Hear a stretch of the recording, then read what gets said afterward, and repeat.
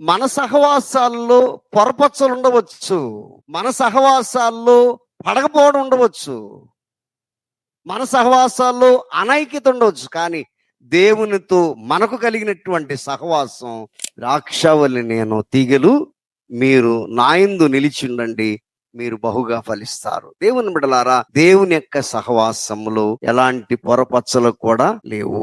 ఆయన సహవాసం ఐక్యతతో కూడినటువంటి సహవాసము. అక్కడ హెచ్చు తగ్గులేమీ లేవు. అంతా సమానత్వం కనబడతా ఉన్నది. ఉన్నవాడు లేనివాడు అనేటటువంటి పరిస్థితులు లేవండి. కనుక అలాంటి సహవాసాన్ని మనం కలిగి ఉన్నామంటే మనం ఎంత గొప్పవాళ్ళం అనేటటువంటిది ఈ లేఖన భాగం మనకు తెలియచేస్తున్నట్లుగా మనం గమనించగలుగుతా ఉన్నాము. అందుగురించి అంటాడు యోహాను మొదటి పత్రిక 1వ అధ్యాయం 3, మాతో కూడా మీకును సహవాసము కలుగునట్లు మేము చూచిన దాన్ని విన్న దాన్ని మీకు తెలియచేయుచున్నాము. మన సహవాసం అయితే తండ్రితో కూడాను ఆయన కుమారుడైనటువంటి యేసు క్రీస్తుతో కూడా ఉన్నది.